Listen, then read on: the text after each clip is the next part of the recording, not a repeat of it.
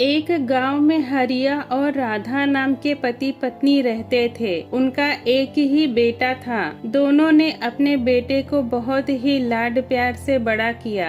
हरिया अपना सब पैसा अपने बेटे की पढ़ाई और उसकी शादी में खर्च कर दिया। शादी के बाद बेटे और बहू बहुत स्वार्थी निकले। बूढ़े माँ बाप को बात बात पर ताने दे दिया करते। माँ बाप ने इतना सब कुछ किया था, फिर भी हरिया और राधा को अपने बेटे और बहू के रहमो करम पर जीना पड़ रहा था। अचानक एक दिन हरिया की मृत्यु हो गई। हरिया अपने बेटे और बहू की यातना से तो मुक्त हो गया, लेकिन राधा अकेली रह गई। हरिया के न रहने के बाद राधा को अब और भी यातना सहन करनी पड़ती। बेटा तो काम से बाहर चला जाता, लेकिन बहू घर का सारा काम राधा से करवाती और बदले में सूखी रोटियां दे देती। राधा ये सब यातना चुपचाप सह रही थी। एक दिन वह उदास होकर मंदिर में बैठी थी, तभी वहाँ उसकी बचपन की सहेली शांता मिली। उसे देखकर राधा को अच्छा लगा। राधा को उदास देखकर शांता ने उसकी उदासी का कारण पूछा।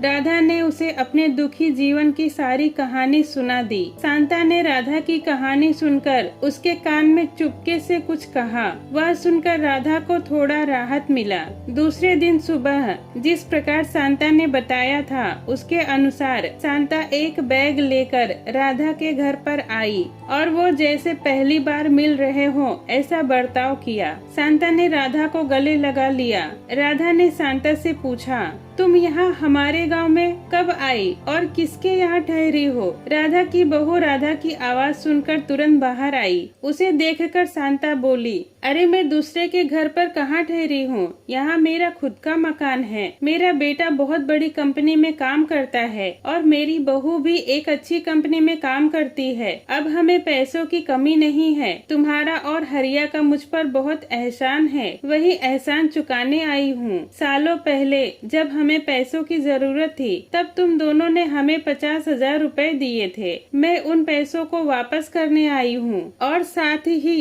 इस बैग में 25 सोने के सिक्के हैं, जो मेरी तरफ से तुम्हारे लिए तोहफा है। मेरे बुरे दिन में तुमने मेरा साथ निभाया था। आज मेरे अच्छे दिन है, तो मैं तुम्हारे पैसे तुम्हें लौटा रही हूँ। यह कहते हुए शांता ने वह बैग राधा को दे दिया और बोली, अब मैं चलती हूँ। तभी राधा की बहू ने सोचा, यह शांता तो बहुत अमीर औरत लगती है और धन की तिजोरी भी साथ लेकर आई है। ऐसा सोचते हुए राधा की बहू प्यार का नाटक करते हुए बोली, क्या मौसी जी, आप इतनी जल्दी क्यों जा रही हो? अभी रहो हमारे घर 2-4 दिन, हमें भी आपकी सेवा करने का मौका मिलेगा। शांता ने कहा, नहीं बहू, मेरे बेटे का प्रमोशन हुआ है तो आज हमारे घर पे बहुत बड़ी पार्टी दी गई है, तो मुझे जाना होगा। यह कहकर शांता चली गई। शांता के जाने के बाद राधा की बहू उससे बहुत अच्छे से बर्ताव करने लगी, बहुत प्यार से देखभाल करने लगी। राधा खाना खाने के बाद रात को अपने कमरे में जाकर दरवाजा बंद कर देती और शांता के दिए हुए पैसे पत्थर पर रखकर